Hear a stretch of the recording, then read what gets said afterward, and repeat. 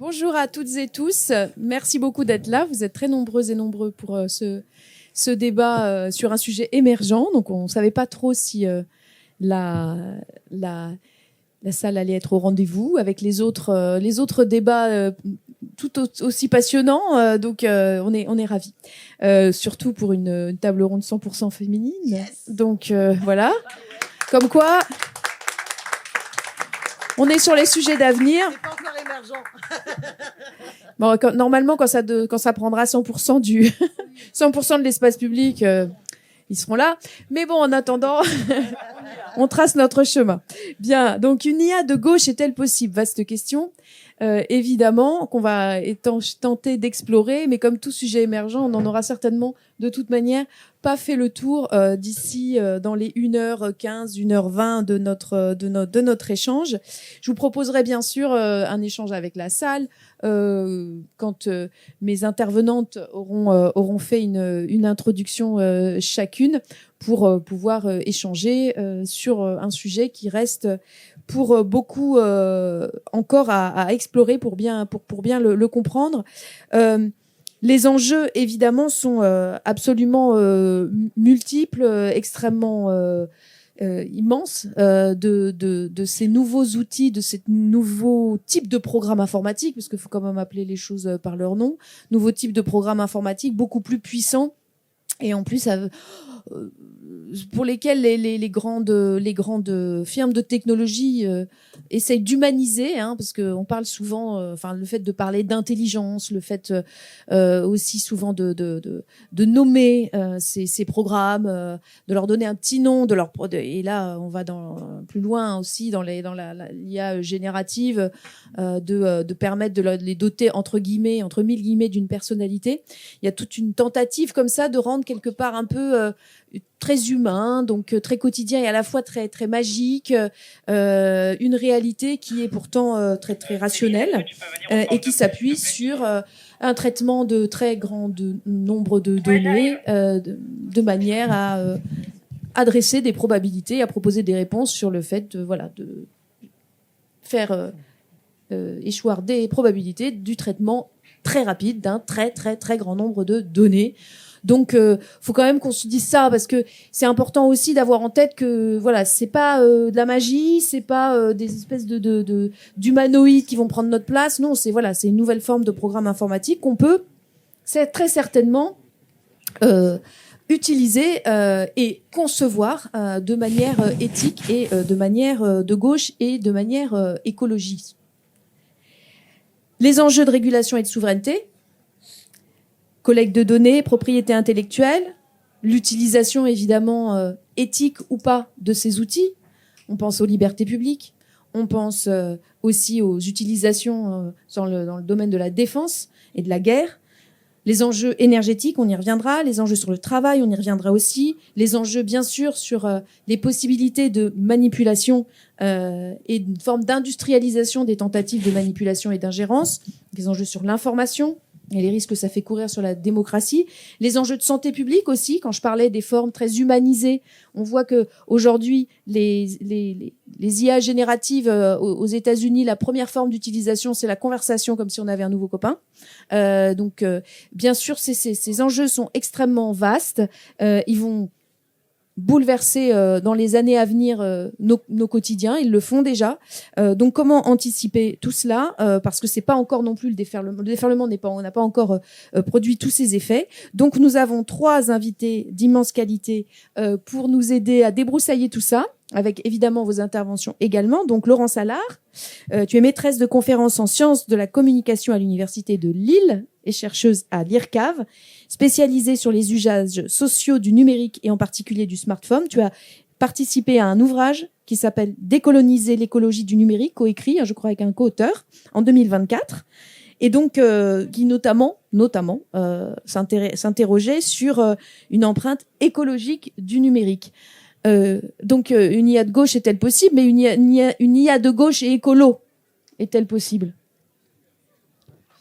Alors, bonjour, merci de cette invitation et de cette question très stimulante que j'ai posée à plein de collègues avec lesquels je travaille. Et on dit, quelle belle question. Donc, l'IA de gauche, On pourrait la définir justement comme cette IA qui est vécue et expériencée dès à présent par tout un ensemble de peuples ou d'habitants qui sont impactés en fait par les conditions même de production, d'existence de l'IA et puis les effets. Donc l'IA de gauche, c'est vraiment l'envers de cette IA de droite libertarienne qu'on vous raconte, dont on vous explique qu'elle va changer votre vie, changer le travail, vous remplacer, se substituer à votre copain, votre amoureux, etc.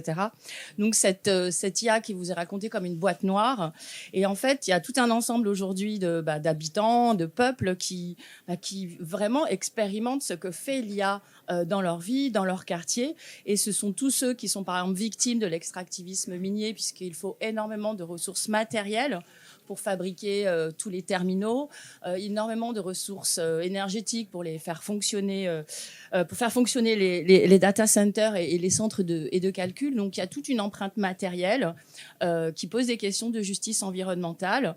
Il y a tout un ensemble aujourd'hui de questions également d'accaparement foncier des data centers, puisque le terme de data center devient plus ou moins juste, puisque ce sont plutôt des centres de calcul aujourd'hui, puisque c'est du calcul, du traitement de données. Et donc, il y a de l'accaparement foncier aujourd'hui. Il y a des conflits d'usage de l'énergie qui existent en France, mais c'est le cas à Marseille. Et donc là, vous avez des habitants des quartiers nord qui ne sont pas forcément... qui n'étaient pas forcément déjà technocritiques, mais qui n'avaient pas beaucoup forcément de connaissances vis-à-vis des questions d'IA, mais qui vivent aujourd'hui des questions simplement d'accès à l'électricité, puisque les postes sources sont accaparés par des entreprises comme Digital Reality à Marseille. Donc, cette IA de gauche, c'est l'IA qui est vraiment enquêtée dans une boîte noire qui s'ouvre, dont on essaye de comprendre un peu les conditions matérielles d'existence et les effets sur la vie quotidienne, notamment dans les questions d'accès à l'énergie. Donc, c'est une autre IA, c'est l'autre face de l'IA, et qui est la face vécue et pas la face racontée ou marketée que l'on nous présente tous les jours dans les médias. Je peux développer plus, mais je ne sais pas. On va faire un peu. Oui, voilà. Et je vais passer la parole ensuite à Émilie Agnew, qui est cofondatrice du think tank Le Sens du service public, experte associée à la Fondation Jean Jaurès, autrice, mais je vois que tu l'as, donc tu peux le montrer, de Puissance publique contre les démolisseurs d'État aux éditions L'Aube, Fondation Jean Jaurès. Et tu as participé, coordonné à l'écriture d'un rapport pour la Fondation Jean Jaurès, Le service public à l'épreuve de l'intelligence artificielle. Donc, vaste question par rapport à ce service public qui est si cher à nos cœurs. Et donc, je crois que vous avez formulé une quinzaine de propositions. Et donc, certainement, ce sera l'occasion pour toi de nous les présenter tout parti. Et merci d'être là. Merci Sophie. Bonjour à toutes et tous. Alors, effectivement, je suis fonctionnaire territoriale et moi, j'ai une obsession dans la vie. C'est la question de la puissance publique. Et donc, bien évidemment, quand on s'intéresse aux questions de puissance publique, on s'intéresse aux acteurs qui sont les principaux leviers de transformation économique et sociale, et l'intelligence artificielle, qui est essentiellement aujourd'hui entre les mains d'acteurs privés à but lucratif. Bien évidemment, elle vient questionner la place de la puissance publique dans notre pacte social et du coup la maîtrise démocratique de ces outils, des valeurs, des représentations, des modes de consommation, de production, des comportements individuels et collectifs.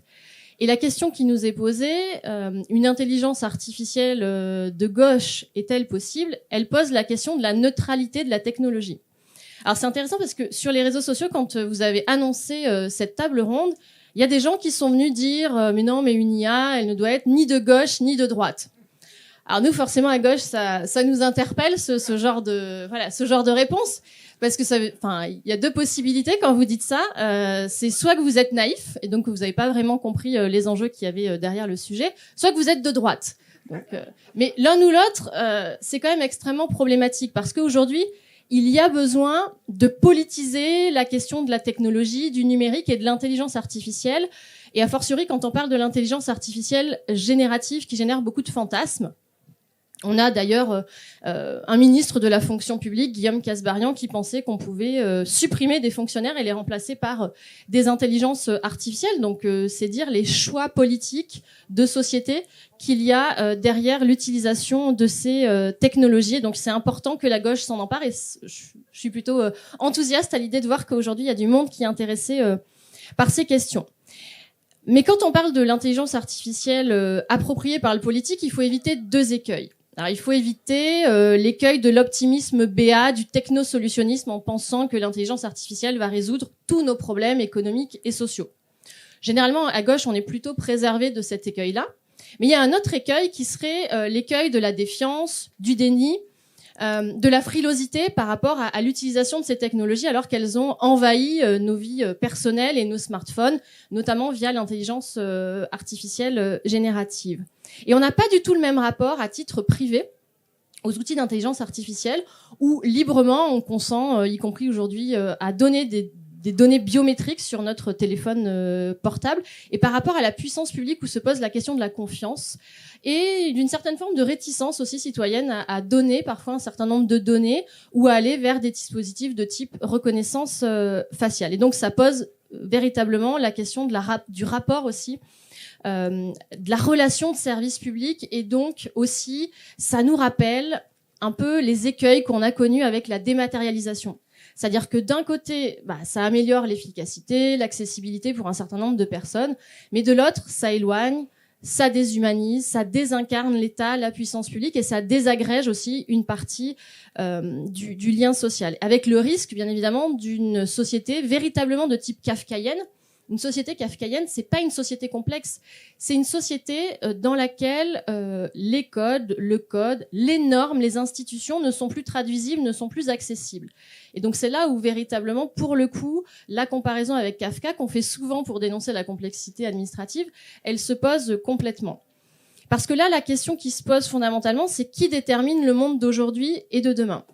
Or, aujourd'hui, on a des systèmes d'IA qui sont essentiellement fournis par des acteurs privés à but lucratif dans un système capitaliste qui est à fond sur ce logiciel. Il faut être toujours plus efficace, toujours plus productif, au risque, bien évidemment, des inégalités, puisqu'on sait que ces outils-là comportent de nombreux biais sexistes, racistes, classistes, validistes, territoriaux, et qu'ils peuvent industrialiser à grande échelle les inégalités. Il y a une chercheuse qui s'appelle Virginia Eubanks qui a travaillé là-dessus aux États-Unis, mais on a déjà des retours d'expérience en France, alors avec le logiciel de la CAF, bien évidemment, avec l'algorithme bien évidemment Parcoursup, qui bien évidemment génère aussi une acceptabilité sociale relativement modérée, parce qu'il y a un problème de transparence, d'accès à l'information, et parce que surtout derrière il y a des choix politiques. C'est-à-dire que la technique, elle se met au service d'orientation politique. Et donc la première question qu'il faut se poser, c'est en utilisant la technologie, quels objectifs politiques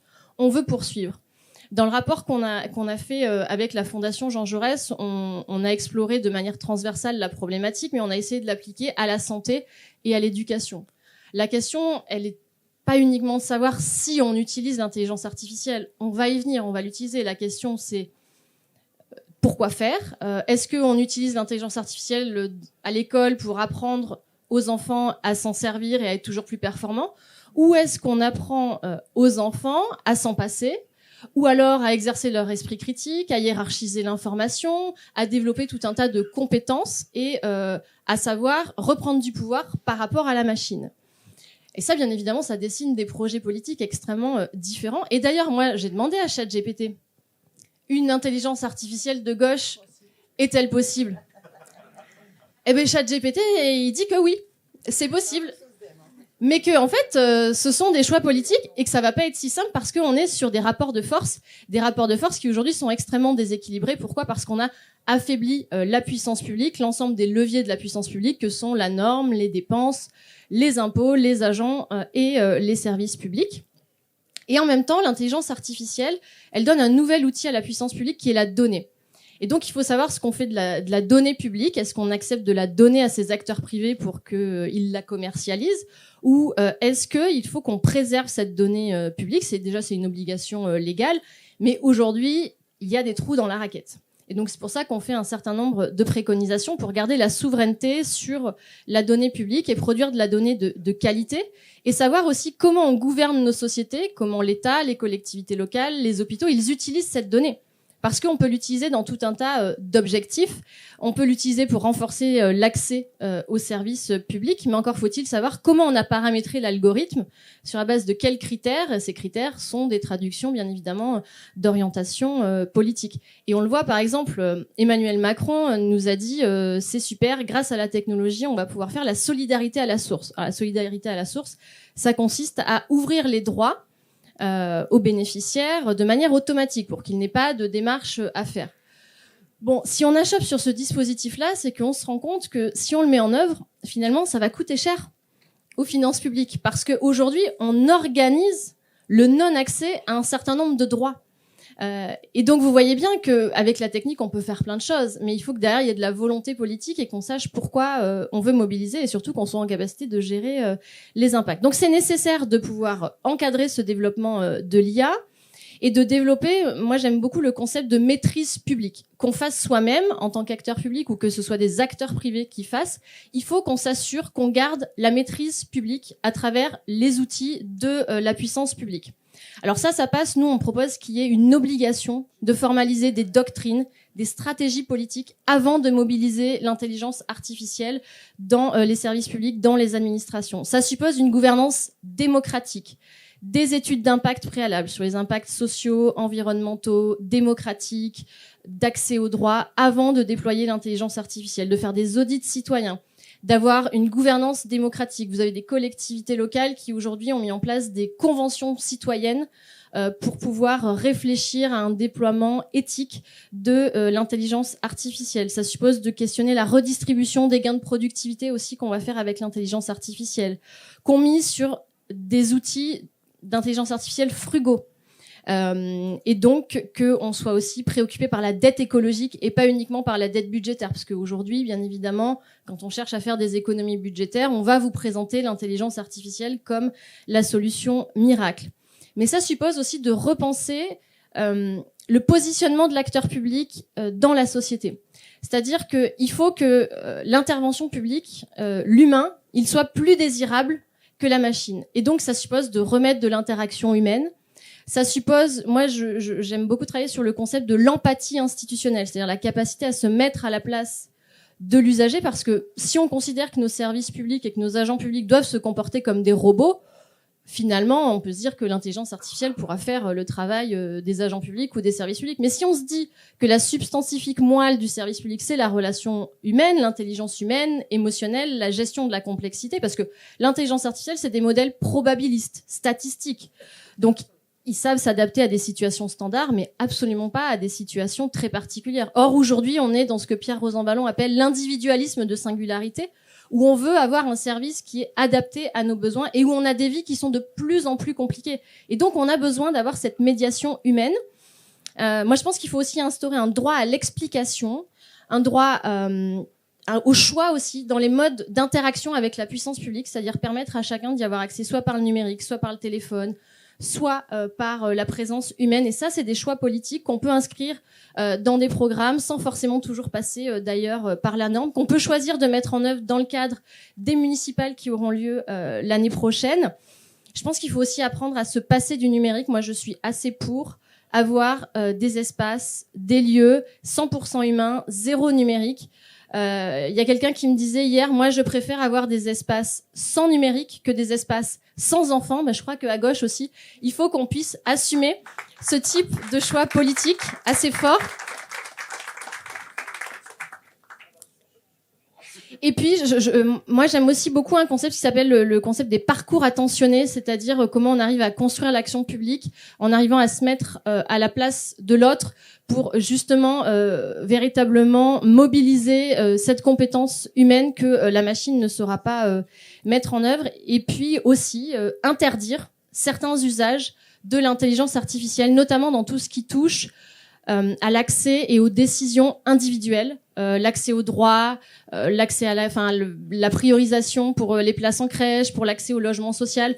Là aussi, on a des retours d'expérience dans d'autres pays où on voit que c'est une industrialisation à grande échelle de discrimination, d'inégalité. Donc ça, je crois que bien évidemment, c'est une préoccupation que doit avoir la gauche et qu'elle doit inscrire rapidement. Alors, à la fois, aujourd'hui, on a des parlementaires avec nous, donc ils vont pouvoir porter ces propositions au Parlement, mais on aura aussi des échéances extrêmement importantes avec les élections municipales l'année prochaine. Et aujourd'hui, les collectivités locales, il y en a tout un tas qui sont en pointe là-dessus, qui ont mis en place des dispositifs, des doctrines, des stratégies, des expérimentations. Parce que je crois qu'à gauche, il faut aussi qu'on assume que l'intelligence artificielle, elle peut être utile.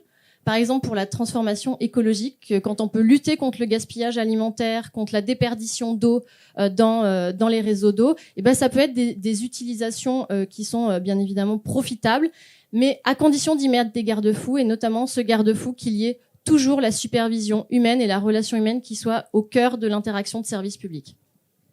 Merci beaucoup, Émilie, pour ces éléments d'éclairage. Je passe la parole maintenant à Danielle Simonet, députée de Paris, cofondatrice de l'Après, et qui, je pense, va nous donner tu as l'autre micro, qui a apporté son éclairage sur cette IA de gauche. Alors, peut-elle vraiment être mise en œuvre? Est-il encore temps? Alors, déjà, ce que j'aime bien dans la question, c'est que si on se pose la question, est-ce qu'il peut y avoir une IA de gauche, c'est que déjà, on a compris que l'IA, là, elle était de droite. Non, mais faut se le dire. Donc, elle est de droite. Moi, je sais pas s'il y a une IA de gauche, mais déjà, je sais que celle-là, elle est de droite. Il faut comprendre aussi pourquoi. Alors, moi, je vais d'abord, en guise d'un peu d'intro, de dire comment moi, je suis tombée dans le sujet. Mais moi, j'ai sorti aussi un bouquin. Il ne reste plus que 5 exemplaires au stand de l'Après. Genre, le point pub. Faites gaffe, quoi. Je veux dire, il y en aura plus, quoi. C'était donc face à Uber, où je reviens à la fois sur toute la bataille que j'ai pu partager avec nombre de travailleurs contre l'ubérisation, et puis qui revient vraiment sur toute la commission d'enquête parlementaire qu'on avait fait sur les Uber Files. Je dis ça parce que en fait, je me posais toujours la question, mais comment ça se fait que Uber se développe alors qu'en fait, ils font pas tout de suite de profit sur leurs courses. Donc certes, on a bien compris qu'ils cherchent à avoir le monopole et à tuer les taxis. Et voilà, c'est peut-être ça leur recherche business. Ils essayent de casser le code du travail en imposant une relation de tâcheronnage, relation commerciale entre le client et le travailleur. Est-ce que c'est ça? Donc l'objectif, c'est de casser le code du travail. Ça peut être un bon objectif pour des ultralibéraux. Bon, puis en fait, on se rend compte que l'objectif de captation de données et le poids finalement financier que représente la donnée est sans doute la première raison d'être. Et puis aussi la logique de levée de fonds de l'ensemble de ces startups est aussi une logique en soi dans le capitalisme financier. Donc moi je suis rentrée sur cette question de l'IA plus par ce biais-là au point de départ, avec en plus une certaine fascination pour la belle grosse connerie néolibérale que nous subissons à l'Assemblée nationale, où ils sont complètement BA sur l'intelligence artificielle. Alors c'est vraiment la nouvelle course à l'innovation, c'est forcément l'intelligence artificielle. Alors ils peuvent entre-temps dire oui, il faut réindustrialiser, hein. Mais n'empêche que la BPI va flécher ses fonds de financement aux startups de l'intelligence artificielle sans aucun contrôle. Et donc là, il y a vraiment à creuser. On a par exemple 2 missions à l'Assemblée nationale, une qui dépend de la commission des finances, qui est comment faire des économies sur les services publics grâce à l'intelligence artificielle. Donc on voit bien que l'objectif n'est pas du tout l'intelligence artificielle pour l'intérêt général, hein, mais pour la politique d'austérité. Et il y a une autre mission d'information par la commission des affaires économiques, où là les macronistes, l'angle c'est la compétitivité de nos entreprises grâce à l'intelligence artificielle. Ça n'est pas comment on défend l'emploi pour répondre aux besoins sociaux et environnementaux, non. Donc on voit bien que de toute façon l'objectif de l'IA est adossé à la logique capitaliste, voilà. Et donc je pense que c'est important avant de se poser la question, tiens, est-ce qu'il y aurait une IA de gauche? D'ailleurs, quand moi aussi j'ai demandé à ChatGPT de répondre à cette question, même en mettant avec mon équipe là plein de critères, parce que ChatGPT va te répondre en fonction de la commande précise que tu lui fais. J'ai trouvé ça quand même très soft et très finalement social washing, greenwashing et assez pipeau quand même. Bon, il faut d'abord comprendre pourquoi est-ce que l'IA est de droite. D'abord, d'où elle sort l'IA. Enfin, je veux dire, dans la bataille des innovations numériques. c'est autour d'Elon Musk que vous avez d'abord l'OpenAI qui a propulsé ChatGPT et que les objectifs comment dire, dans la bataille numérique et dans la bataille de l'IA, à la fois entre les entreprises de la Silicon Valley, entre Google, Microsoft, Elon Musk et tout ça, bon, il y avait vraiment un enjeu capitaliste à ce niveau-là. Et on voit bien aussi que cet enjeu, il est planétaire. Dans la bataille géopolitique entre les Américains et la Chine, vous avez vu que la Chine, là, il y a peu de temps, elle a repris en fait le lead avec DeepSeek, qui aujourd'hui rivalise avec ChatGPT et que tout ça va très vite. Mais les objectifs sont absolument pas l'intérêt général. Et d'ailleurs, c'est intéressant de voir quelle est la place de l'IA dans ces enjeux géopolitiques. Comment la Russie de Poutine utilise l'IA, et notamment avec la guerre en Ukraine. L'IA sert à beaucoup mieux organiser la censure, le contrôle des opposants, que ce soit sur le net, que ce soit dans les manifestations avec la reconnaissance faciale. C'est aussi comment utiliser la donnée et comment utiliser l'intelligence artificielle pour donner encore plus de poids aux campagnes de désinformation, à l'ingérence dans les autres pays. On sait que la diffusion massive via l'IA par inondation permet à Poutine d'avoir d'une arme militaire en fait.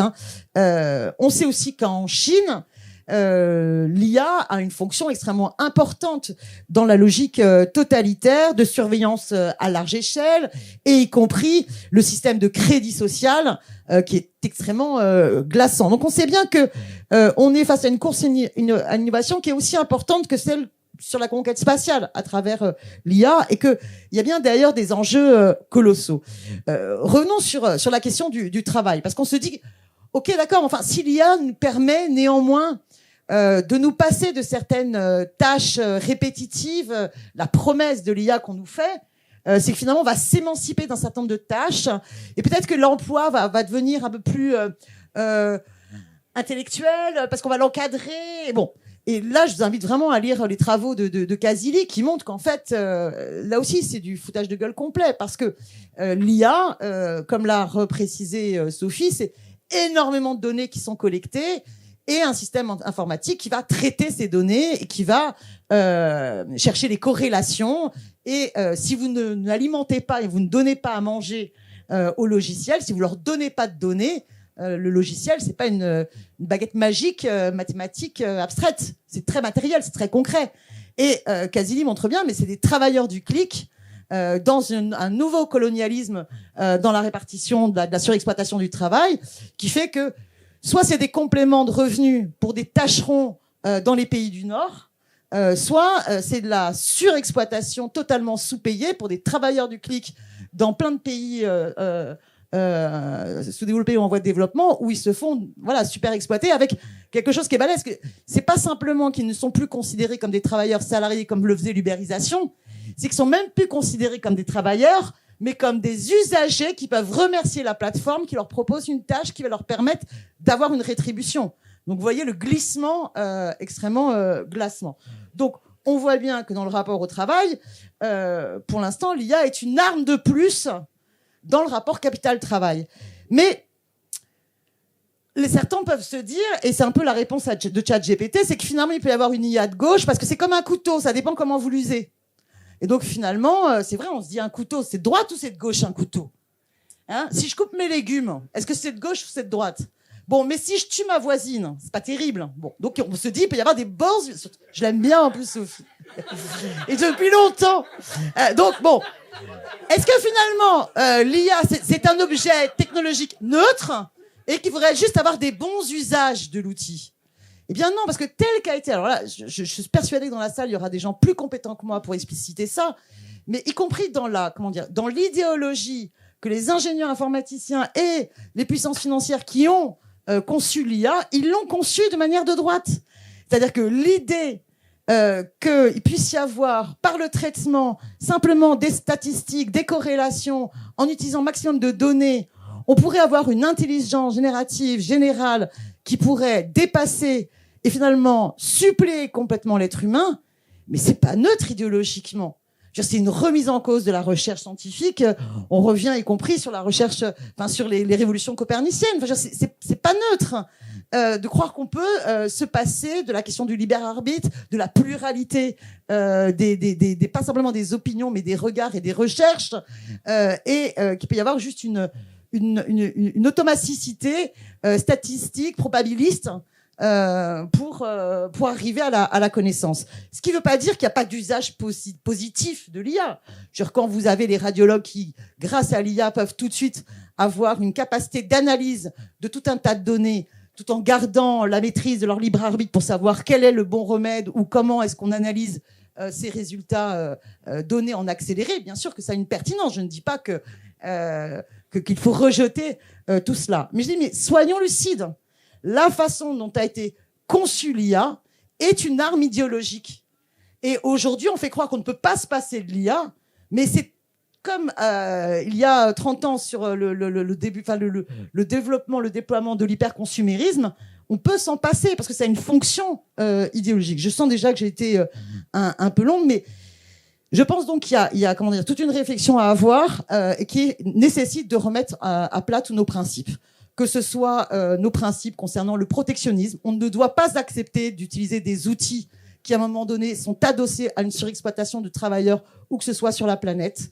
Dans les entreprises, on ne doit pas accepter qu'il y ait l'utilisation et l'entrée d'une nouvelle technologie sans qu'il y ait un débat démocratique, d'où la bataille pour le retour des CHSCT, pour que les organisations syndicales aient la maîtrise de toutes les informations. Et je peux vous dire que c'est pas le cas pour avoir réditionné un certain nombre de boîtes et de syndicats de boîtes pour faire des contre-auditions dans le cadre des missions que la Macronie a mis en place à l'Assemblée nationale. Donc il y a vraiment se repose la question de la bataille de la démocratie dans les entreprises.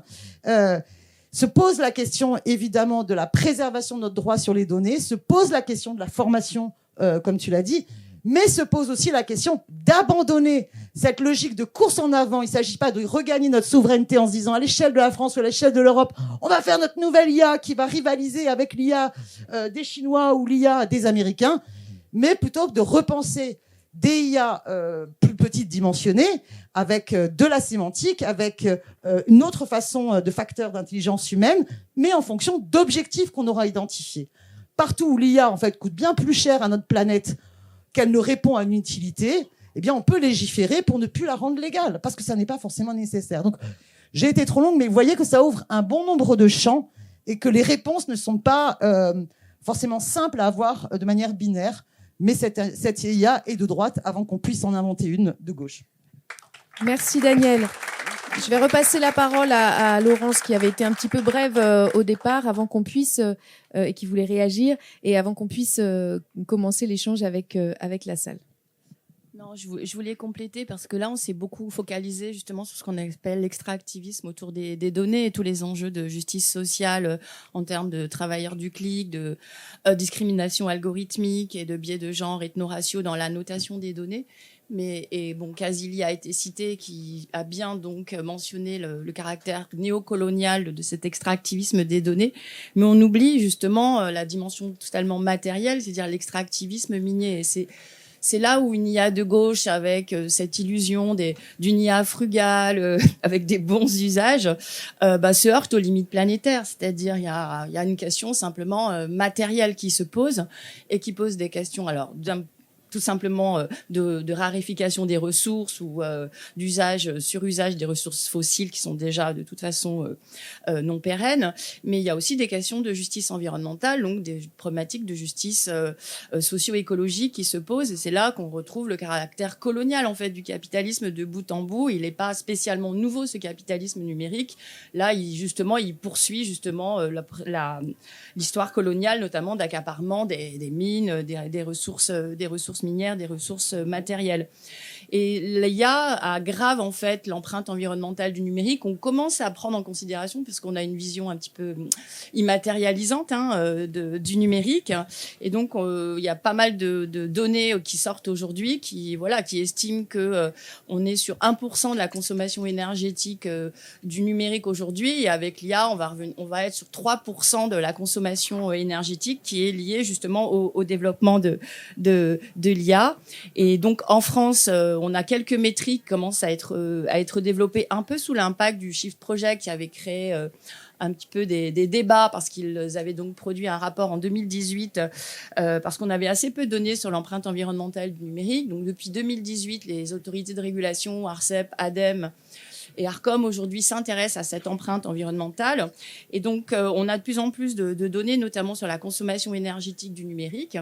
Avec aujourd'hui, c'est 11% de la consommation des ménages français et ça augmente d'ici 2050 de 80%, notamment avec le développement de l'IA générative. Il y a des calculs qui sont menés notamment par un consortium de chercheuses. C'est beaucoup une critique féministe, techno-féministe, qui s'intéresse à ces questions de socio-environnementales. Mais il y a des études qui montrent qu'une une génération d'images est estimé à une charge de smartphone. Donc on voit bien que là, il y a vraiment une demande énergétique qui est de plus en plus importante. Et donc l'ADEME a estimé qu'on était à 80% d'augmentation de la consommation énergique, notamment liée à la progression de l'IA. Ce qui amène, par exemple, quand on essaye de quantifier l'empreinte environnementale du numérique par ce qu'on appelle les tiers techniques, c'est-à-dire fabrication, data center, traitement de la donnée et réseau. On a 50% qui est dédié justement à la fabrication, donc toutes les ressources matérielles, minérales, métalliques, eau, terre excavée qui sont nécessaires à la fabrication. Donc ça, c'est 50% de l'empreinte du numérique. Et ça, en France, par exemple, ça fait 117 millions de tonnes de matériaux qui sont nécessaires pour fabriquer les terminaux et services. Et pour le data center, donc l'empreinte énergétique notamment, mais aussi l'empreinte hydrique du fonctionnement des data centers et des centres de calcul, est passée à 50%, avec une mise à jour en 2025, alors qu'elle est estimée en 2022 à 16%, parce que il y a un développement des data centers. Et on parlait en effet de la course à l'IA menée en France. Aujourd'hui, la France occupe la 5e place, parce qu'il y a en effet un surfinancement de l'intelligence artificielle. Le sommet de l'IA a donc décidé la construction de 35 data centers, dont un à Cambrai, qui est sur 1 gigawatt, qui est vraiment... on est sur des puissances énergétiques qui sont extrêmement faramineuses, et on se demande quelles sont les ressources, en fait, qu'il va falloir extraire et où justement, donc dans des pays ex-colonisés comme le Congo RDC, où des régions entières sont soumises justement aux menaces et à des occupations de bandes armées. Et donc à quel prix, cette IA dite frugale avec des usages positifs, elle peut être même imaginée puisqu'elle a une empreinte matérielle, elle a une empreinte humaine. Donc donc les limites planétaires sont des conditions terrestres d'habitabilité et elles comme dit mon collègue Alexandre Monin, sont pas des portes qu'on peut passer et dépasser. Quand elles sont dépassées et c'est notre habitabilité qui est en jeu. Donc il me semble que cette IA de gauche est une IA justement qui est critique, consciente de ses conditions matérielles, notamment les dimensions néocoloniales à la fois côté extraction minière et côté extractivisme des données. Et c'est une IA, justement, qui est racontée par les travailleurs qui, en effet, sont de plus en plus soumis et injonctés à devoir utiliser l'IA, qui estiment que leurs tâches, même répétitives, sont parfois au cœur de leur travail, donc ils n'ont pas forcément envie de les déléguer. Donc certains parlent de merdification de leur travail en disant aujourd'hui, quand on travaille de l'IA, une grande partie de notre travail consiste à relire ou à surveiller ou à vérifier des décisions qui sont prises par l'IA. Et donc, ça amène justement, même dans le cas du salariat, à une dégradation des services et du propre travail des utilisateurs. Donc, il y a une sorte de devenir un peu subalterne, en fait, de tout à chacun, entre les mineurs artisanaux qui vont travailler à extraire les ressources métalliques, jusqu'aux travailleurs du clic qui sont justement exploités pour annoter des données, jusqu'aujourd'hui aux travailleurs qui vont devoir travailler avec ces IA et dont le travail est de plus en plus minoré, de plus en plus dégradé, de plus en plus décalé. Et donc, c'est toute cette, finalement, mise à plat, ouverture de la boîte noire IA qui constitue une approche de gauche de l'IA qui pose des questions de justice sociale, de justice environnementale, qui repose la question coloniale notamment, puisque là, on a un colonialisme, certes, vis-à-vis des données du digital d'abord, mais il est... classique, historique, et c'est l'extractivisme au sens total du terme, des mines aux données, en passant par les déchets, puisqu'il y a l'empreinte hydrique, mais il y a toute la question des déchets. Donc en France, on estime qu'il y a 2 millions de tonnes de déchets électriques et électroniques, donc c'est tout ça là. On a un peu de composants électroniques. Et tout ça n'est pas extrêmement bien recyclable. Donc là, on a des tonnes de millions de déchets dont on ne sait pas vraiment quoi faire. À l'échelle mondiale, on a 62 millions de tonnes de déchets électroniques et électriques. Et il y en a un quart qui est recyclé formellement. Le reste, c'est brûlé. C'est un même rétro-extractivisme, c'est-à-dire on va extraire dans les pays ex-colonisés et on va renvoyer ces déchets dans les pays, les ex-pays colonisés, et avec des pratiques qui sont toxiques pour les habitants, notamment brûlés, avec tous les composants qui sont qui donc émanent des pratiques qui sont toxiques pour les habitants, avec donc des émanations de gaz, avec aussi des conditions de travail qui sont souvent artisanales, donc c'est plutôt par exemple des familles qui travaillent, donc les enfants sont extrêmement exposés à la fois dans les carrés miniers artisanaux, mais également dans toutes les déchetteries. Donc ça pose toutes ces questions, et il me semble que ça c'est une approche de gauche de l'IA, et je ne crois pas du tout à des usages frugaux, à des services positifs, puisque matériellement c'est impossible, et d'un point de vue de justice environnementale et sociale, c'est impensable. Enfin, c'est pas justifiable. Donc voilà. C'était. Alors, donc on va maintenant passer la parole. Alors, je sais qu'il y a eu beaucoup de femmes là, donc je sais c'est dur, mais là j'ai que des hommes qui lèvent la main. Donc, mesdames, soyez aussi au rendez-vous. Voilà. Hein, oui. D'accord. Donc, vous avez levé la main en premier. Monsieur, ouais. Non, il y a... Voilà, merci.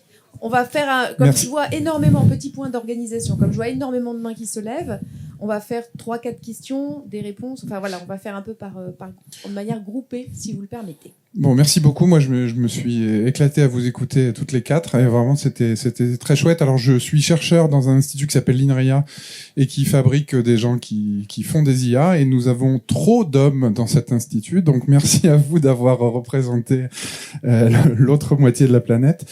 Alors, je voulais réagir à deux ou trois petits points, mais très rapides. D'abord, j'ai beaucoup aimé le parallèle sur la dématérialisation, sur les deux écueils. Donc le côté techno-solutionniste d'un côté et puis le réfractaire de l'autre. Et je pense que on peut poursuivre cette métaphore sur l'aspect matériel, justement, parce que quand on dit dématérialisation aujourd'hui, c'est tout sauf dématérialisé. Hein. Quand dans ma mairie le service urbanisme me dit, vous vous rendez compte, c'est génial, tout est dématérialisé, on n'a plus besoin d'imprimer les dossiers. Ouais, t'as raison, si tu voyais les serveurs qui sont derrière. Donc je pense que c'est bien parce que c'est quelque chose sur lequel on peut communiquer plus facilement, c'est plus concret entre guillemets que l'IA. Je voulais aussi revenir sur l'absence de neutralité. Évidemment, la science n'est pas neutre. Enfin, je veux dire, c'est pas avec l'IA qu'on le découvre. Et lui, il avait écrit ça bien avant. Et donc aujourd'hui, l'IA, c'est évidemment pas, ça peut pas être neutre. Ça peut pas. Donc il faut accepter la politisation de l'IA. Donc ça, je vous rejoins tout à fait. Et je voudrais terminer en faisant là aussi un parallèle avec un autre domaine qui est le journalisme.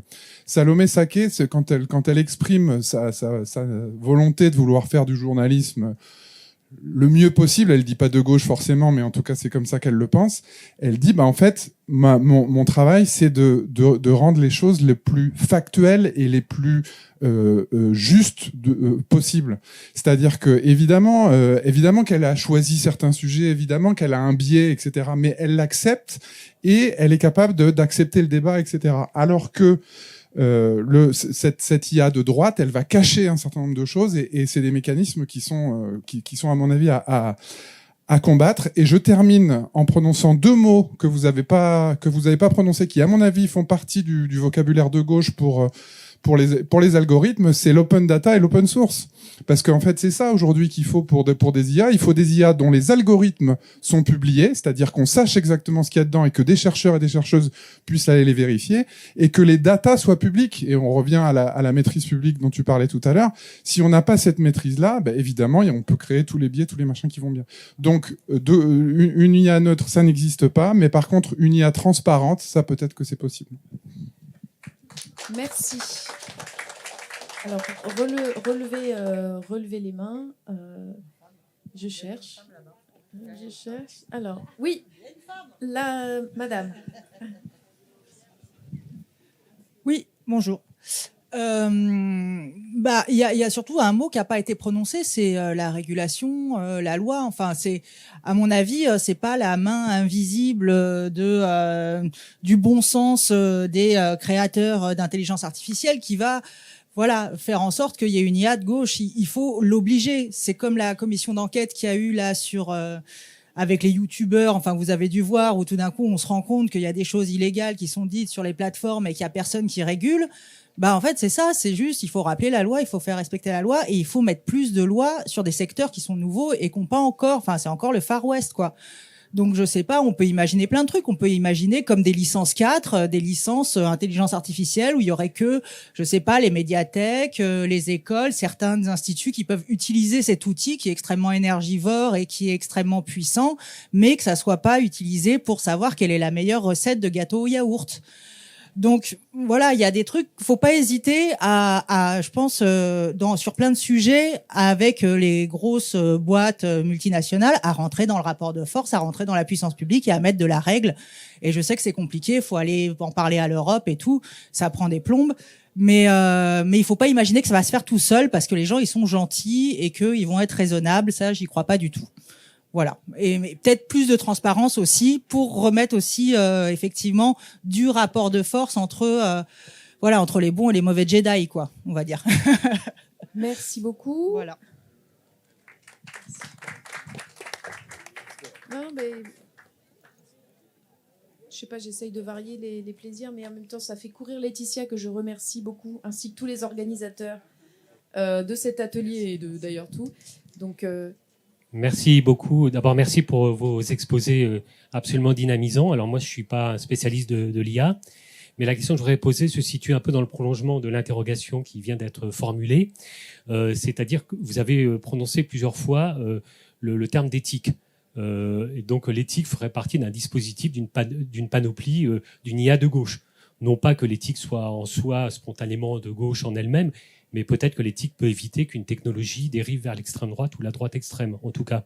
Et justement, moi, la question que je me pose, vraiment naïvement, c'est qu'est-ce que signifie l'éthique dans la gestion et la régulation, justement, de l'IA? Parce qu'il existe des comités d'éthique. Dans un processus de médecine expérimentale, on sait comment à peu près fonctionne l'éthique. Comment pourrait fonctionner l'éthique? Justement, qu'est-ce que ça prend comme forme? Est-ce que ça prend la forme de la loi? Est-ce que ça prend une forme de citoyenneté active? Comment ça pourrait fonctionner? De quelle manière l'éthique pourrait être une réponse pour qu'on ait une IA de gauche? merci. Est-ce qu'il y a plein de mains qui se lèvent? Je cherchais une femme à côté. Michael, peut-être, puisqu'il est à côté, ça évitera à Laetitia de courir. Oui, vas-y. Petite remarque préalable, Daniel, même si tu as un couteau et que tu tues ta voisine, on ne saura toujours pas s'il est de gauche ou de droite. Moi, je voulais soulever 3 petits points qui m'intéressent particulièrement. C'est d'abord, le premier, c'est la cohérence idéologique du projet qui est à l'œuvre depuis déjà maintenant une 40aine d'années et qui se matérialise à travers l'intelligence artificielle, justement. Je me rappelle de l'époque où, lorsque Margaret Thatcher est arrivée au pouvoir, on a énoncé cette chose qui est quand même assez stupéfiante aujourd'hui. Une société n'existe pas, la société n'existe pas. Nous ne sommes qu'une somme d'individus qui travaillons chacun pour notre propre compte. Un petit peu comme si elle était constituée d'une espèce de masse d'eau où chaque molécule suit son mouvement brownien au hasard des événements. Derrière, on pourrait croire que ça n'a pas de conséquences, c'est totalement faux. Ce à quoi nous assistons aujourd'hui, c'est exactement l'explosion des conséquences de cette parole qui a donné finalement le coup d'envoi.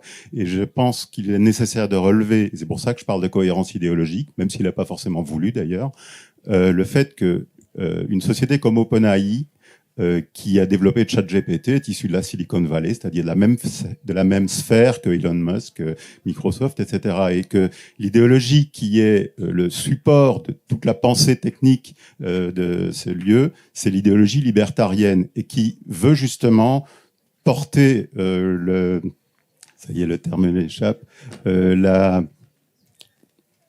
excusez-moi.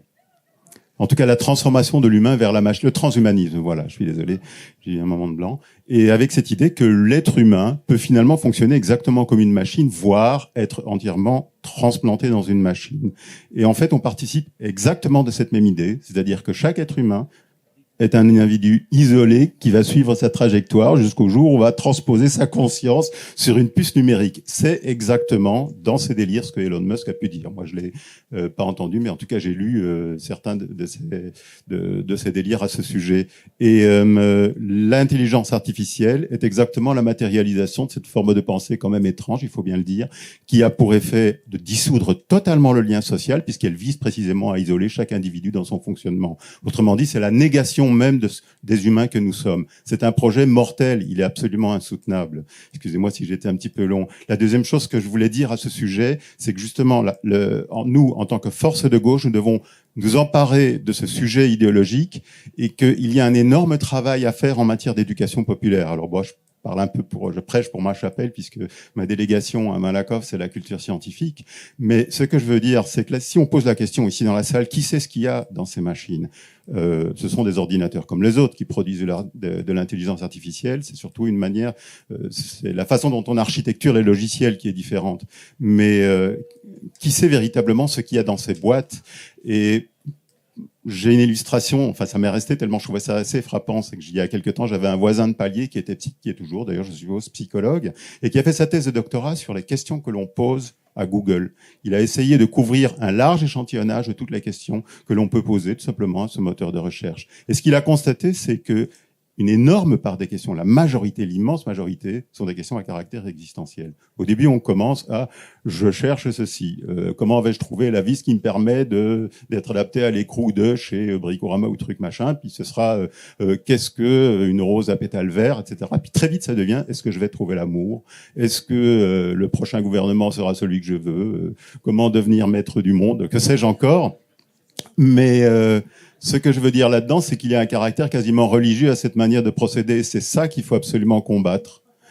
Et à cet égard-là, si on pouvait véritablement rétablir tout ce que nous avons comme capacité de transmission pour inciter, notamment toute notre jeunesse, à plonger les mains dans le cambouis et à étudier la manière dont ces machines fonctionnent, on pourrait ainsi, je pense, totalement démystifier ce qui est en train de se produire et récupérer à notre propre compte les choses dont monsieur derrière a parlé, l'open source, l'open data, etc.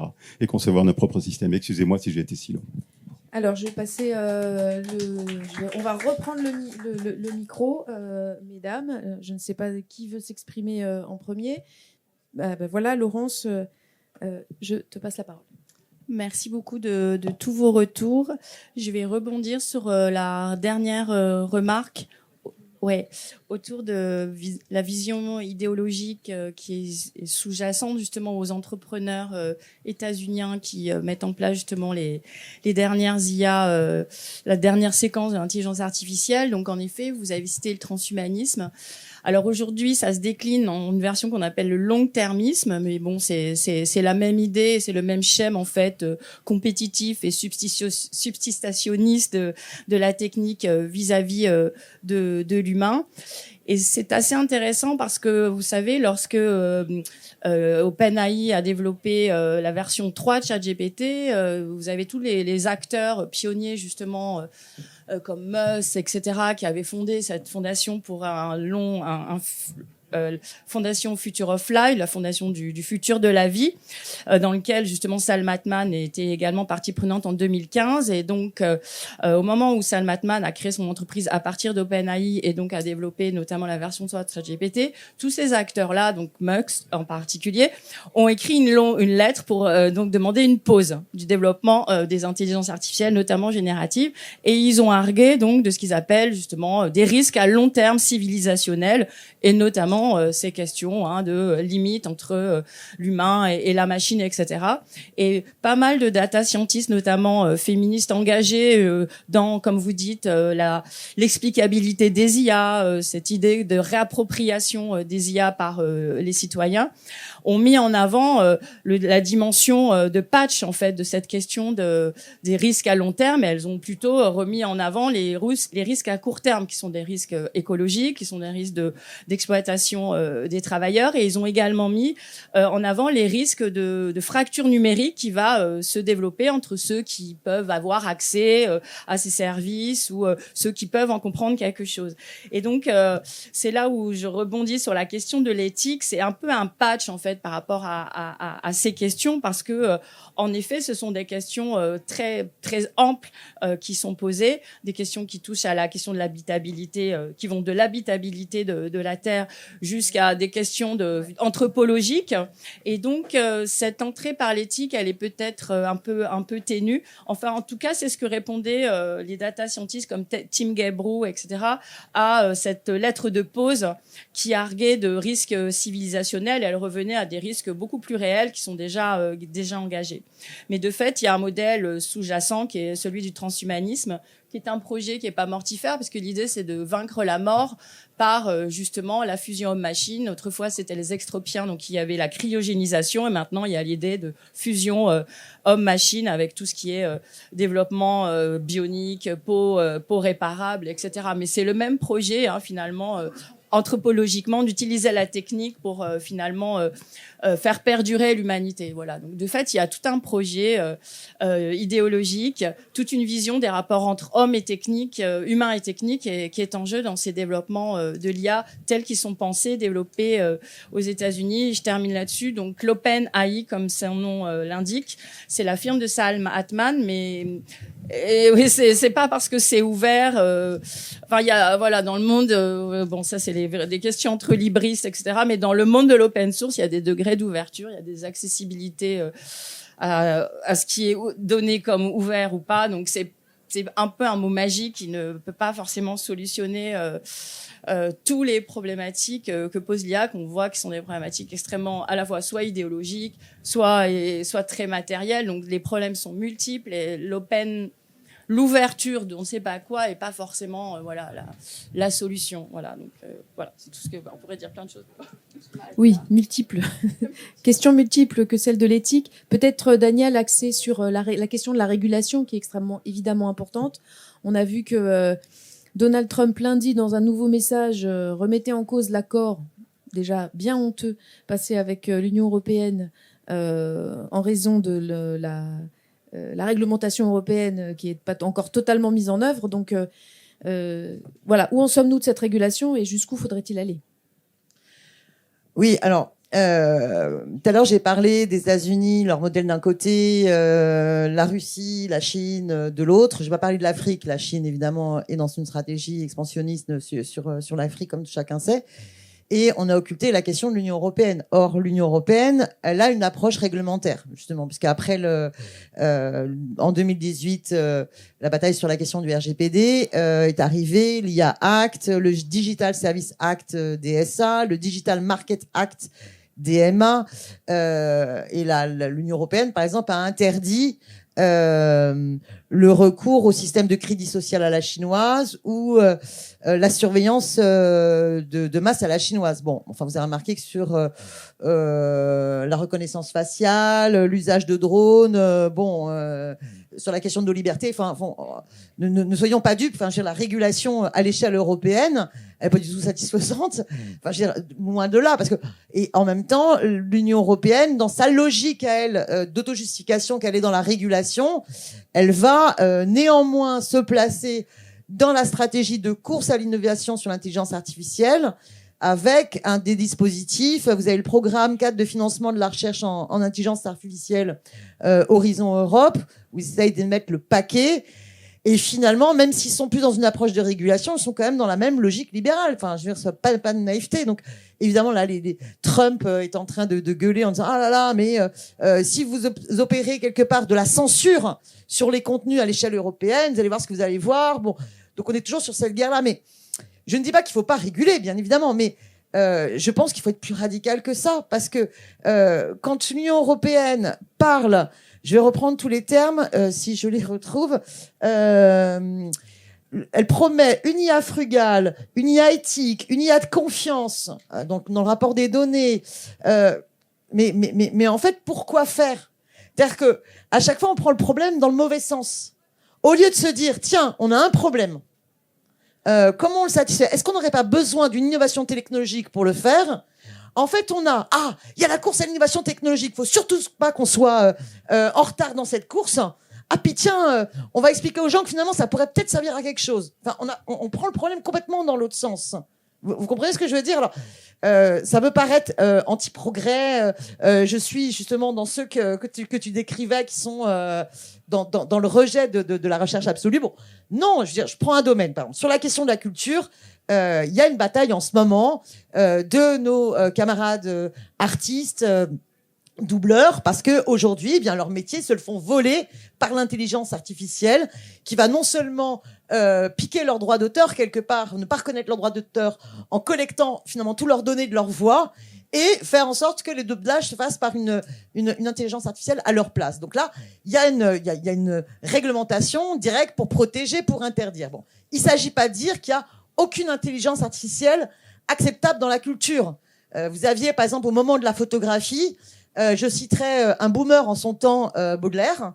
Baudelaire était un boomer en son temps puisqu'il était contre la photographie et les photographes et il estimait que c'était complètement la négation de l'esthétique possible parce que la machine ne pouvait pas rendre le sensible de l'homme. Bah si, en fait, avec n'importe quel type de machine, on peut créer un sens nouveau, on peut créer un beau, une esthétique nouvelle. Bon, mais ne soyons pas dans la course en avant capitaliste de cette innovation. C'est ça ce que je veux dire. Si par contre on développe et on donne les moyens à une recherche fondamentale, publique ou coopérative, donc non lucratif, et qui va nous permettre de voir comment d'autres logiciels qui ne soient pas forcément toujours sur des données de masse, parce que vous avez d'autres systèmes informatiques, pas sur des données de masse, qui, sur des objectifs bien définis, peuvent permettre d'être innovants et d'être intéressants. Je ne sais pas si je suis un peu plus clair, mais il y a aussi des démarches plus de type coopératif.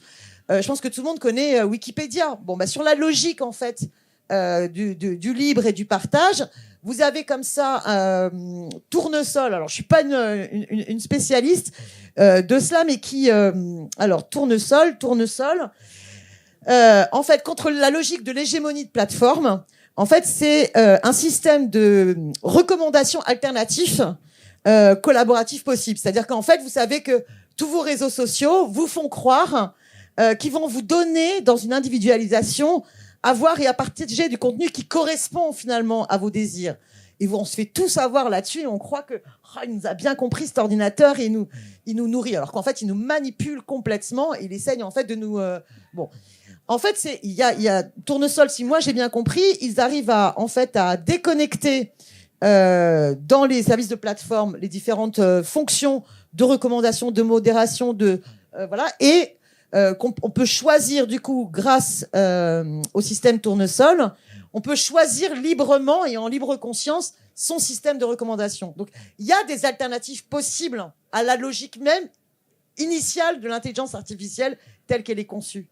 Donc voilà, je dis qu'il y a des innovations numériques qui peuvent être au service des émancipations, mais ne croyons pas que c'est forcément cette IA et la magie de la régulation qui va nous émanciper. Je ne sais pas si je suis très claire, mais sinon, tout simplement, rétablissons nos droits. Et après, aussi nos questions de souveraineté, je terminerai juste par là. Il y a eu aussi notre bataille là dernièrement.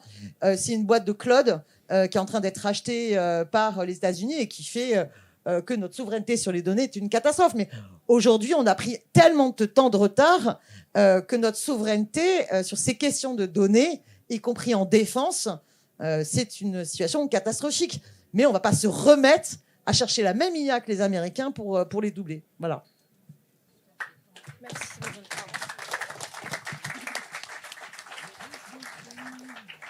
Émilie, je t'en prie, si tu veux par contre être peut-être un petit peu plus brève que... voilà, non mais parce que qu'on puisse refaire un deuxième tour et qu'après vous puissiez conclure. Donc, et tu auras plus de temps pour la conclusion à ce moment-là. Ce que je trouve intéressant dans ce qui a été dit, c'est que ça pose la question des rapports de force.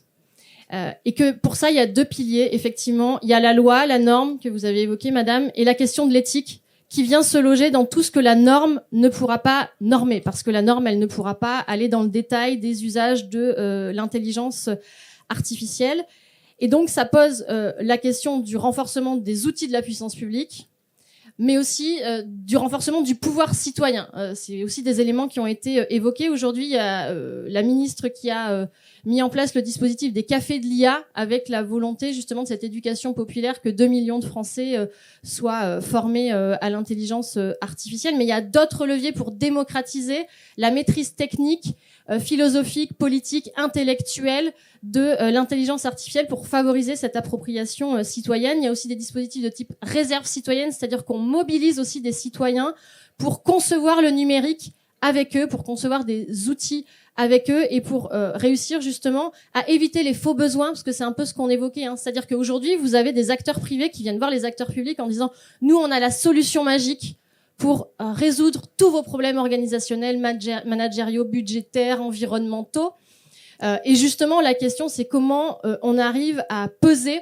face à ces acteurs privés, et pas que d'un point de vue investissement public, même si ça va être bien évidemment important, mais aussi à résister intellectuellement et politiquement par rapport à ce qui nous est posé, parce que cette question de la norme et de l'éthique, elle pose la question de la normalité et des usages majoritaires qu'on va faire de l'intelligence artificielle. Et là, j'en terminerai là, c'est qu'il y a quand même un sujet générationnel, c'est-à-dire que ce qu'on voit dans les enquêtes d'opinion, c'est que globalement, il y a 80% qui nous disent de répondants qui nous disent qu'ils préfèrent avoir accès à un humain en service public plutôt qu'à une intelligence artificielle 24 heures sur 24, 7 jours sur 7. Alors, c'est plutôt rassurant quand on voit ça. Le problème, c'est que quand on regarde les réponses en fonction des tranches d'âge, on voit que les jeunes sont beaucoup plus favorables à l'utilisation de l'IA parce que eux, ils ont ces outils depuis des années, ils ont grandi avec ça. Et donc finalement, ça va aussi formaliser leur rapport au monde, leur rapport aux institutions, à eux-mêmes, aux autres, à l'environnement. Et donc c'est pour ça aussi qu'il est important de l'adresser politiquement et qu'on a aussi des leviers, l'économie des communs, les outils souverains. Aujourd'hui, il y a des outils souverains qui sont développés dans les administrations. Il y a Chap, il y a Albert. Donc on a la capacité à faire, mais encore faut-il effectivement qu'il y ait de la volonté politique pour faire. Merci, Émilie. Alors, on va prendre 3 interventions et puis après, on conclura. Tu me dis ? Ah, donc je vais prendre au pif, hein, madame. Enfin, homme-femme, voilà. Et puis après, allez-y. L'un puis l'autre, oui. Passez le micro et puis. Bonjour, merci beaucoup pour toute cette partie du débat. Je trouve que c'est passionnant, mais moi je voulais poser une question qui est peut-être un petit peu moins importante, je sais pas, dans les usages de l'IA, mais qu'on n'a pas abordé. Donc moi je suis enseignante et vraiment les questions autour de l'éducation et de l'usage de l'intelligence artificielle, je pense que, en tout cas pour beaucoup d'enseignants, je pense que ça nous fait très peur, et parce que bon, il y a des usages possibles de l'IA, mais dans l'accessibilité totale pour les élèves et pour les étudiants de cet outil de l'intelligence artificielle qui peut faire tout à leur place dans le domaine éducatif, moi j'ai l'impression qu'est en train de naître une fracture un peu inverse que la fracture numérique. C'est que le fait de se sentir capable de réfléchir par soi-même, de rédiger par soi-même une lettre, un devoir, etc., en fait, ça devient presque un privilège pour les personnes dotées d'un certain capital culturel et tout ça, parce que c'est tellement tentant, il y a tellement l'illusion avec ChatGPT que ChatGPT va mieux écrire la lettre de motivation, va mieux rédiger la lettre, le devoir, etc., qu'en fait l'élève ou l'étudiant, mais peut-être aussi nous bientôt, ne se sent pas capable de faire aussi bien.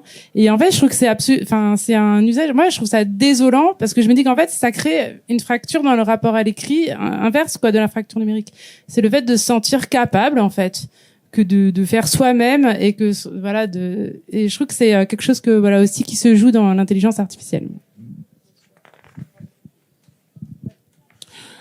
Oui, moi j'ai une petite remarque, j'ai l'impression qu'il y a parfois des injonctions contradictoires quand on aborde cette question de l'IA, parce que j'ai quand même du mal à m'imaginer, je sais pas si une autre IA est possible, ok. Une IA de gauche et écolo, je suis pas sûr.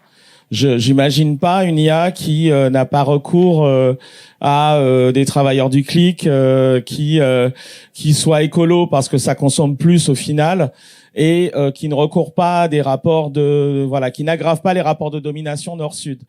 On peut imaginer néanmoins, mais en même temps, c'est compliqué d'imaginer une situation où on interdit totalement le recours à l'IA. Dans le monde d'aujourd'hui, dans la société d'aujourd'hui, je pense que n'importe quel jeune de 16 ans dans sa chambre, il peut contourner facilement les barrières qui peuvent être mises par un gouvernement national, par exemple. Donc ça, c'est un truc. Donc en gros, on peut pas l'interdire. Donc est-ce qu'il faut essayer de le réguler le mieux possible?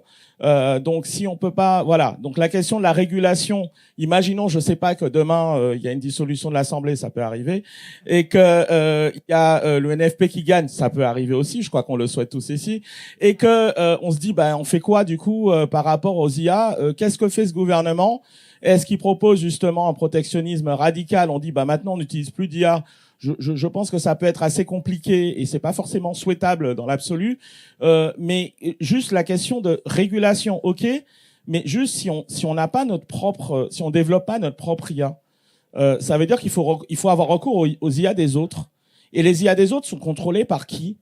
Ils sont contrôlés par la Silicon Valley d'un côté, par des technofascistes en puissance ou actuels, et la Chine de l'autre. Donc ça pose une vraie question, c'est-à-dire la maîtrise pour pouvoir justement penser un autre IA, ou moins pire, je ne sais pas. Est-ce qu'il ne faut pas aussi développer un IA qui soit contrôlé par la force publique et pour ça, le financer d'une manière ou d'une autre le développement? Voilà, c'est une question que je pose très concrète. Qu'est-ce qu'on ferait si on gagne demain ce qu'on souhaite tous et tous? Alors, je donne le dernier, voilà. Et puis après... Merci déjà pour aborder ce sujet qui est si important. On en parle tous les jours.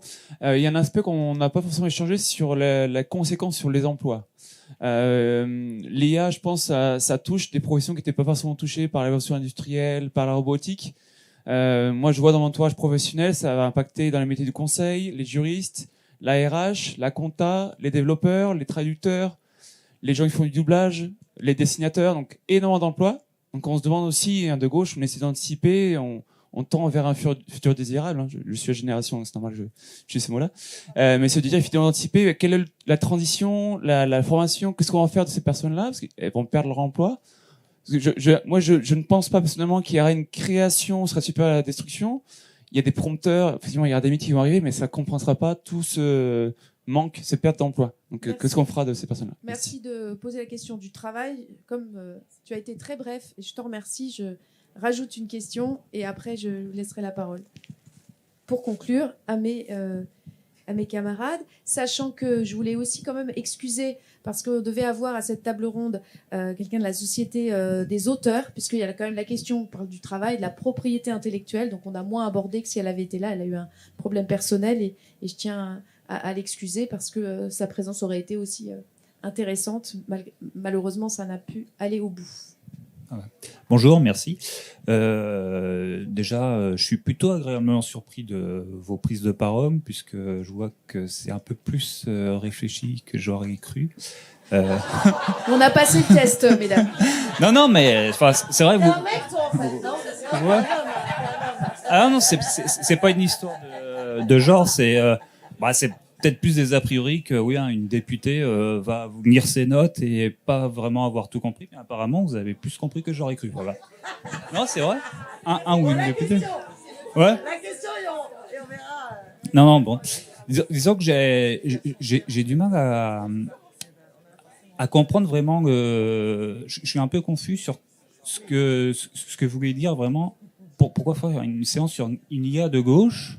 C'est-à-dire, est-ce qu'on se place dans ce que je juge, moi, une dystopie où de toute façon, il va y avoir une IA, donc qu'est-ce qu'on fait? Une sorte d'expérience de pensée, notamment Madame Émilie, je ne sais pas son nom, qui parlait de ça, de comment on envisage utiliser une IA plus de gauche, mais de l'autre côté, on voit bien que tous les impacts écologiques, Madame de droite, je ne sais pas son nom non plus, non, mais... Madame de droite et de gauche, alors, bordel. Par contre, il faut être bref parce que je suis désolée. Je vais être plus rapide. Donc il y a beaucoup d'impacts écologiques, mais aussi même en tant que tel, ontologiquement, une IA nous enlève une puissance de penser et d'agir. C'est un peu ce qui a dit par l'éthique, par Monsieur là-bas ou autre chose, etc. Que Madame dans l'éducation a dit aussi que une fois qu'on se remet à un outil qui va faire pour nous, on va perdre en puissance. Et pour moi, c'est donc une dystopie dans laquelle on ne va pas être désirable. Donc pourquoi penser une IA de gauche pour un truc qui n'est pas désirable? Est-ce que c'est une expérience de pensée pour, de toute façon, on n'aura pas le choix parce qu'en effet, les crises géopolitiques font que c'est nous, c'est les autres, donc c'est nous. Ou est-ce que c'était vraiment une vision que vous avez? Oui, c'est possible de faire une IA de gauche. Je sais pas. Voilà. Alors, merci beaucoup pour cette excellente question. J'aurais pas attendu ça, hein, franchement. Donc je vais passer la parole à mes trois intervenantes pour conclure et en vous remerciant beaucoup et en vous souhaitant une bonne suite et fin de cette journée commune rassemblée à gauche. Émilie. Oui, alors la question de la désirabilité, elle est intéressante parce que nous, on peut dire a priori, ce qui est désirable, c'est de pas utiliser l'intelligence artificielle. Sauf que visiblement, tout le monde ne partage pas cette approche-là, et aujourd'hui, elle est quand même utilisée de plus en plus massivement. Et on a vu avec l'arrivée notamment de ChatGPT, il y a eu des usages massifs parce que l'usage précède le politique. Et donc la question, c'est qu'est-ce que le politique veut prendre comme place par rapport à ces usages-là? On voit que c'est un sujet complexe, émergent, qui nécessite du débat et donc de la doctrine à gauche, c'est-à-dire effectivement, si la gauche demain revient au pouvoir, quelle est sa vision de l'utilisation de l'intelligence artificielle au service d'un projet de société? Donc c'est très bien qu'on puisse avoir ce type de débat-là. Est-ce qu'il faut interdire? Pas interdire. Il faut interdire certains usages, certains outils, et c'est déjà le cas. Il y a des outils, il y a des usages qui sont interdits par la norme, ça peut être aussi par l'éthique, c'est-à-dire des chartes dont on se dote. Mais ce qu'on a vu, par exemple, dans des administrations où on a dit on interdit l'utilisation de ChatGPT, c'est qu'en fait, il y a eu ce qu'on appelait des usages fantômes, du shadow AI, c'est-à-dire les gens ont quand même utilisé l'IA et ont fait fuiter des données publiques. Et donc ça, c'est extrêmement problématique. Donc la régulation, on voit qu'elle est extrêmement compliquée. Mais la puissance publique, elle a des moyens. Déjà, elle a des moyens financiers. C'est-à-dire qu'aujourd'hui, les milliards qu'on donne à des acteurs privés à but lucratif, on pourrait tout à fait déplacer cette dépense publique, la mutualiser et la mettre vers des outils souverains, français, européens, avec des données basées en France, en Europe, avec des algorithmes qui sont bien évidemment maîtrisés par la puissance publique. Et on peut aussi faire en sorte d'inciter ou d'obliger les acteurs publics à utiliser des logiciels libres. Et donc là, c'est la question de la puissance citoyenne et de la reprise en main démocratique autour de ces outils-là, de ces usages et du projet de société qu'il y a derrière. Donc on a des leviers, bien évidemment, et moi je pense qu'une IA de gauche est possible et qu'elle est même indispensable. Merci beaucoup, Émilie. Daniel. Après, il y a des secteurs où on n'est pas obligé. Donc, par exemple, je donne un exemple. Dans la Direction générale des finances publiques, ils ont le gouvernement a déployé l'IA. Et en fait, vous aviez déjà une baisse de 27% des effectifs depuis 2008. Et avec l'IA, il y a eu par ailleurs des grosses erreurs énormes. Il y a un truc super drôle, une anecdote que j'aime bien dire, c'est qu'à un moment donné, ils ont fait le contrôle des piscines pour voir mieux taxer ces riches qui ont des piscines. Et en fait, l'IA détectait tout ce qui était bleu.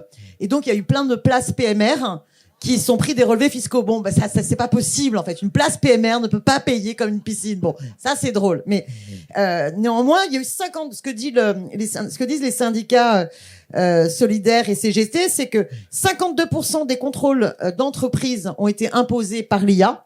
C'est-à-dire que la direction de la DGFiP a dit, il y a 50% des contrôles, ça sera pas fait par vous, les agents, mais par l'IA. Et malgré cela, en fait, ces 52% de contrôles par l'IA n'ont été à l'origine que de seulement 13,6% des mises en recouvrement des droits et pénalités. Donc il y a une vraie question démocratique. Quel est l'intérêt? Moi, je préfère qu'on se passe de l'IA à la DGFiP, qu'on fasse confiance à nos agents, qu'on recrute bien plus d'agents. Ça permet de lutter contre le chômage, ça permet d'être plus efficace et plus démocratique dans le contrôle fiscal. Et en plus, c'est moins coûteux au final, parce que tout le système d'IA sur la DGFiP, avec un projet qui s'appelait Pilate, pour améliorer la productivité des contrôles fiscaux. Il avait un coût initial qui était prévu à 36 millions d'euros et et qui finalement a explosé à 123 millions d'euros en 2023. Donc arrêtons cette logique-là aussi. Voilà. Et donc non, on n'a pas besoin de donner une aide aux enseignants par l'IA pour préparer leurs cours. Par contre, on a besoin de former en physique, en présentiel, les enseignants à faire un travail qui est comme on développe l'esprit critique des nouvelles générations d'élèves sur le rapport à l'IA, aux réseaux sociaux qui sont bien souvent antisociaux, et travailler à cela. Voilà. Donc, il y a plein d'autres démarches possibles, mais vraiment, le public, le libre arbitre, l'associatif, le collectif citoyen, et à chaque fois, si ça répond à un besoin. Sinon, eh bien, on arrête de gaspiller nos CO2. Ça ne sert strictement à rien pour la planète de courir à travers une grosse IA générative générale. Merci beaucoup, Laurence. Non, mais je vais poursuivre, Daniel, c'est-à-dire, on a vu ici, bah oui, qu'il y a une IA vue par la gauche, c'est une IA qui est critique, qui est débattable, discutable, et donc, bon, il y a bien une IA de gauche, c'est celle qu'on vient de discuter, performer tous ensemble. Donc, ça a montré le besoin surtout d'assembler, le besoin de débat, le besoin d'enquête, le besoin de multiplier les expériences, les expérimentations, et donc d'en faire justement un sujet de débat et pas une boîte noire perpétuellement reconduite. Donc oui, il y a une IA de gauche et on l'a, je pense, représentée parce qu'on a abordé l'IA par justement des problématiques de gauche. Voilà, merci à vous alors. Merci pour ces mots de conclusion. Merci encore pour votre participation.